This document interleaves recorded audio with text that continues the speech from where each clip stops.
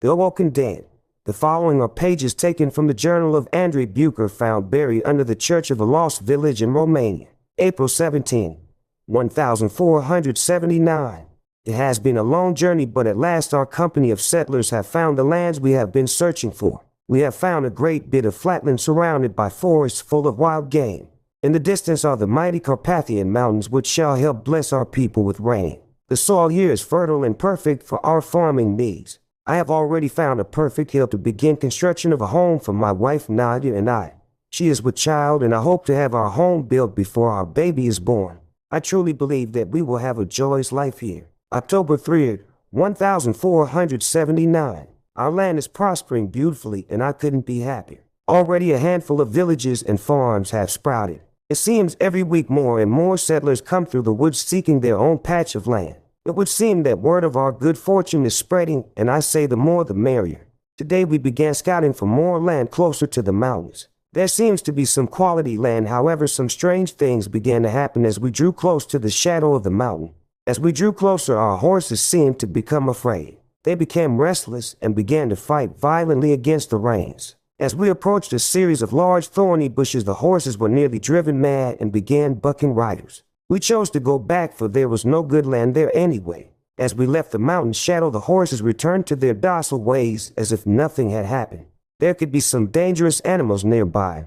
We will have to investigate another day. October 2021, 1479. God has smiled upon us today. This morning my wife has at last given birth to the most beautiful baby girl. She has my nose and her mother's stunning green eyes. She felt so small and delicate in my hands, so we named her Agnes. May she grow in beauty and grace.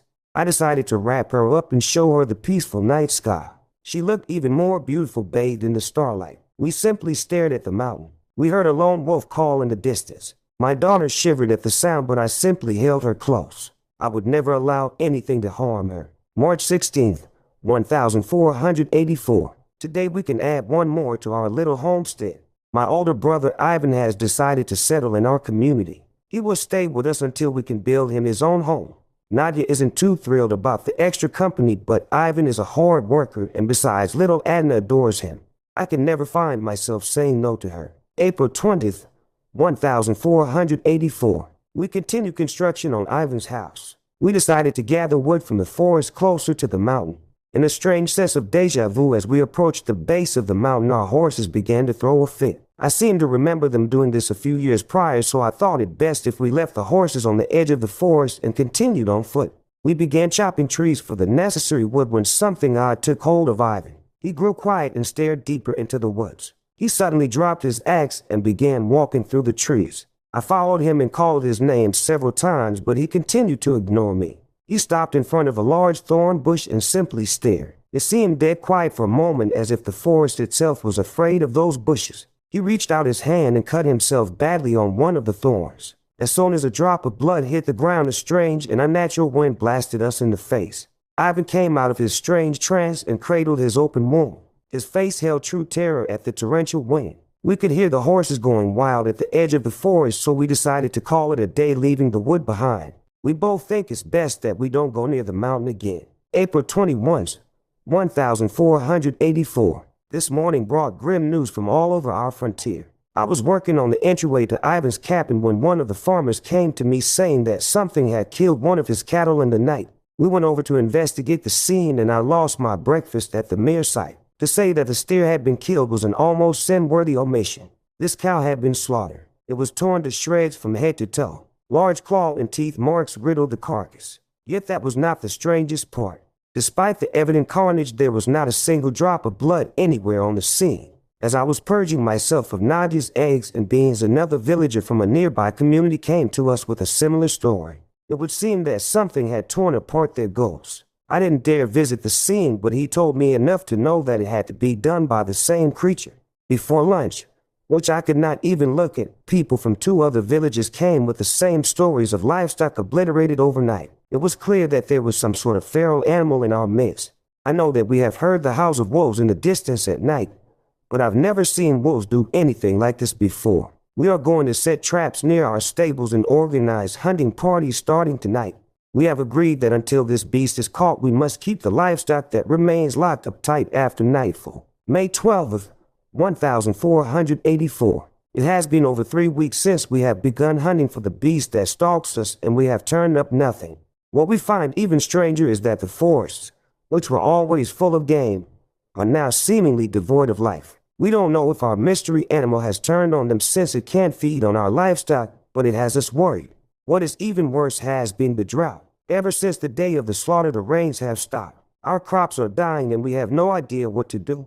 Ivan rode out earlier today and came back to tell us that beyond our borders the rain falls heavy. It is as if these lands that have blessed us these many years have turned a curse on us. May 17th, 1484.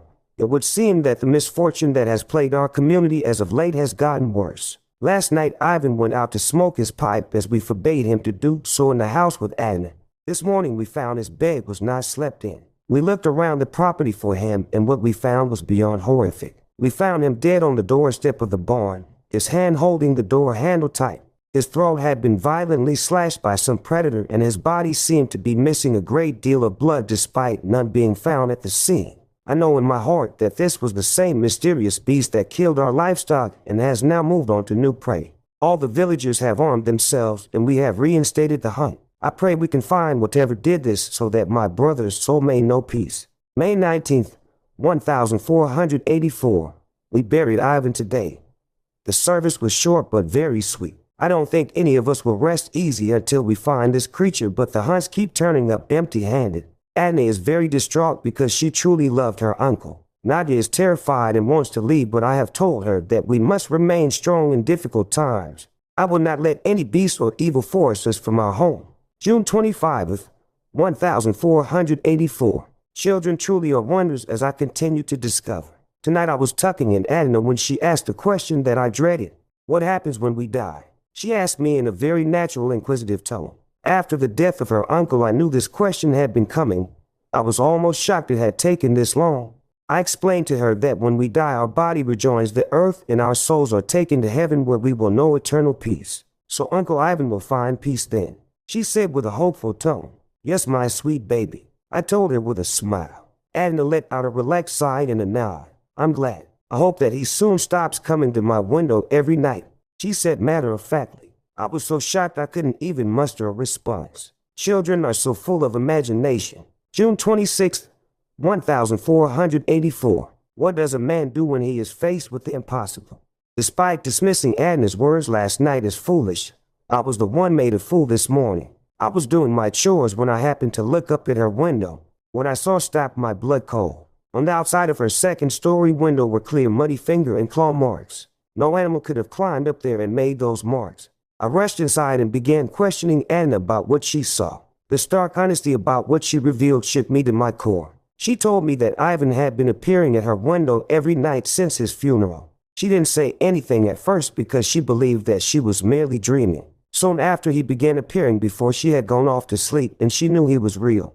I asked her what it was that he wanted. She said that he asked in different ways, but it was always the same request. "May I come in?" I asked if she ever said yes, but she merely broke into tears and shook her head. I held her as she cried and sobbed about how afraid she was. I tried to comfort her, saying that it was all in her head, but with those marks on her windows, I didn't believe it myself. I went to our local priest, Father Darius, and told him my story. He grew pale and quivered slightly, but insisted that the two of us exhume the body immediately. The two of us grabbed our shovels and began the long job of digging up the coffin. Neither of us said a word as we worked, and I could see that the father was afraid. He kept giving nervous glances at the position of the son. At the time, I assumed that he must have had other appointments, but I now know different. It took hours, but finally we removed the coffin from the ground. I found it odd that despite the summer heat, the coffin was unnaturally cold. Father Darius placed his hand on the cold wood, and his eyes shot up in shock. He advised me to bring it into the church quickly and discreetly. We brought the coffin inside, and I undid the lid. What we found stole the breath from both of us. The body, which had been dead for over a month, was in perfect condition. The skin had grayed slightly, but other than that, it looked fresh. There had been no decay or rotting, not even an odor. I looked at Darius, who signed the cross, and began backing up from the body in terror. He looked at me and motioned me to sit down. What he told me next will forever be burned on my memory.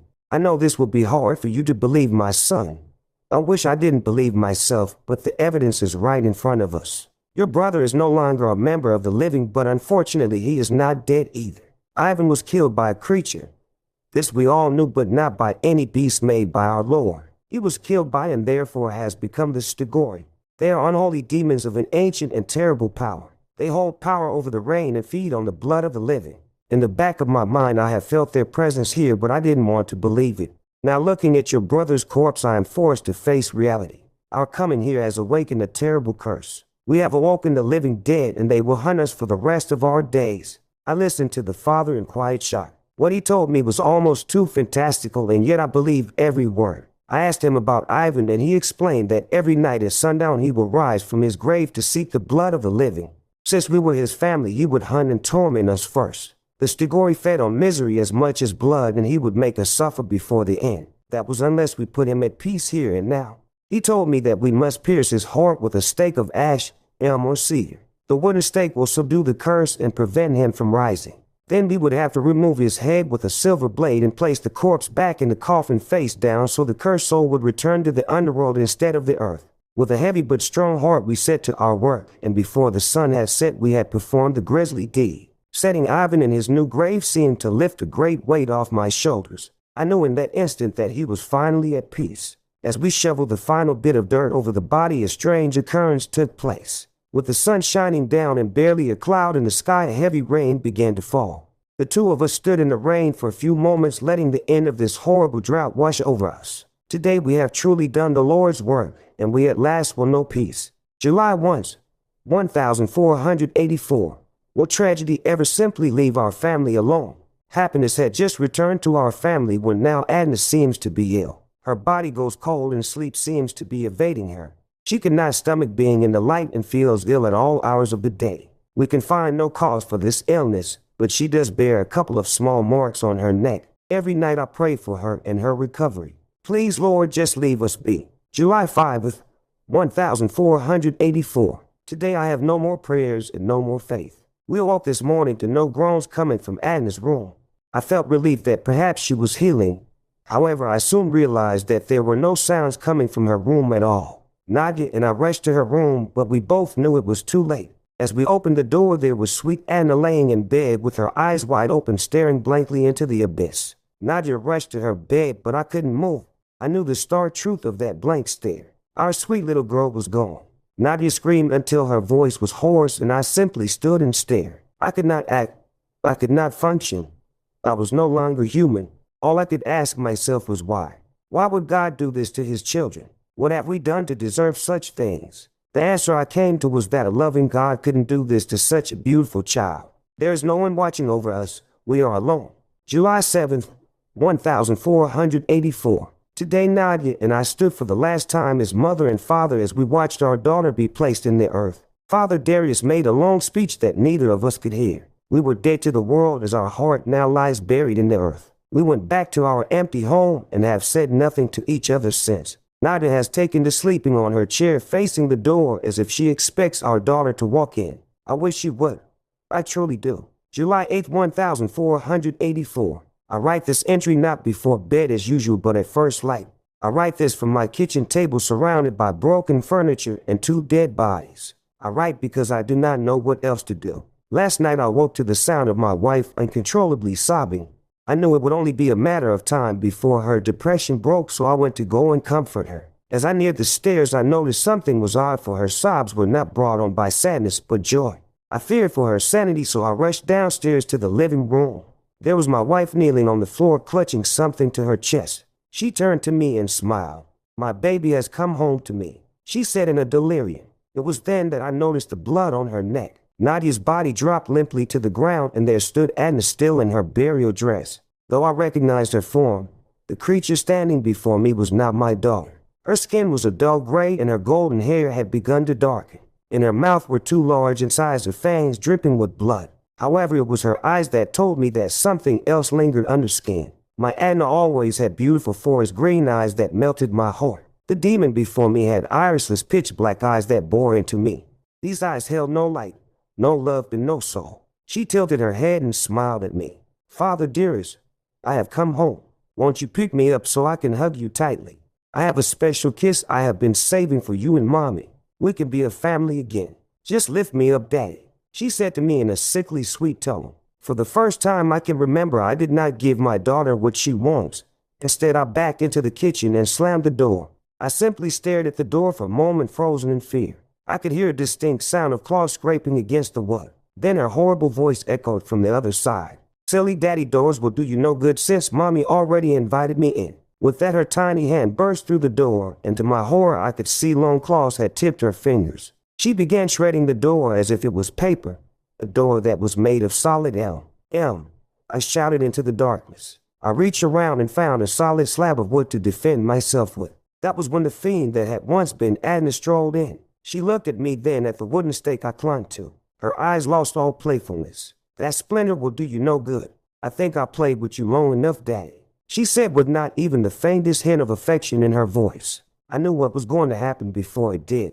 She reared up and leapt at me like a jungle cat. I moved with grace not common to me and grabbed a dining room chair. I swung my weapon and managed to pin her to the floor. She clawed at the chair, sending chunks of wood everywhere. I knew I would only get one shot, so I thrust the elm stake directly into her chest. Her movement stopped right as the chair broke, sending me on top of her. Perhaps it was air escaping, but I thought I heard the words "thank you" echo up from her lungs. I got off of her and simply sat on the floor, panting for several minutes. Finally, when it was clear she wasn't going to rise again, I moved myself to the table where I had left my journal, and I have remained here since. I know what I must do with the bodies of my wife and daughter, but I do not have the strength. When my legs decide they want to work, I will go to Father Darius. He will do what needs to be done. July 12th, 1484. The bodies of Adna and Nadia have been properly dealt with and buried.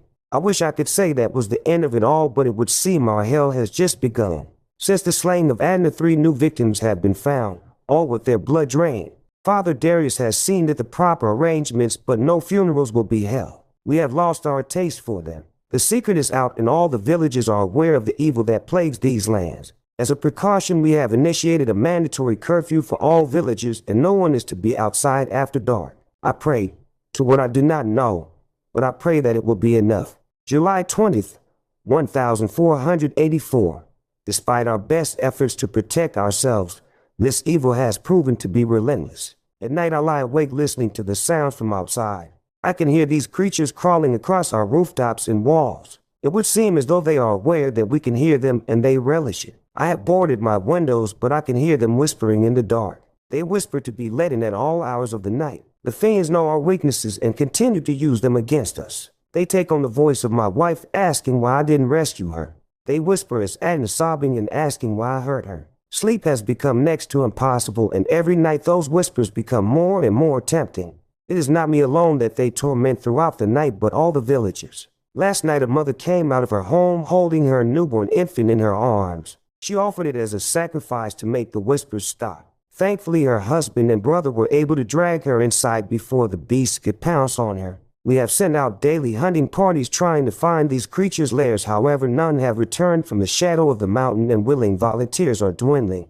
New settlers come each day looking for land, and we are forced to chase them out for their own good. I do not know how much longer any of us can last against this overwhelming darkness. Hope dies a little more each day. July 26th, 1484. I do not know what faith I hold myself to anymore, but if there is a God, then he has truly left us. Today at midday, an emergency meeting was held to address the curse upon our lands. Many called for us to abandon our homes and to flee. Father Darius stood and said it would be our demise. These beasts can track our scent, and without proper homes to keep us safe, we would be slaughtered overnight. When we were finished, they would venture out in search of fresh blood. We had awoken these creatures, and they were our responsibility. More talk of sacrifice grew, but no one was truly willing to follow through. That was when Father Darius spoke once more, and his words carried hell itself in them. He spoke of the increase in settlers coming through the forest in search of land, and he suggested that we give it to them.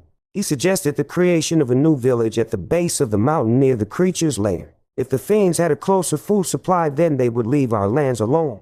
I said that no one would be foolish enough to stay in a village beset by evil. Darius merely nodded and said that they would if they were made to. He would take on the role of priest in the village. The word of God could be used to keep them there if they believed that they were stronger than the beasts. He would provide them the tools to survive while influencing them to stand against the darkness. It may take years, even generations, but they could be convinced to stay indefinitely. I was beyond horrified that a man of the cloth could spew such blasphemy.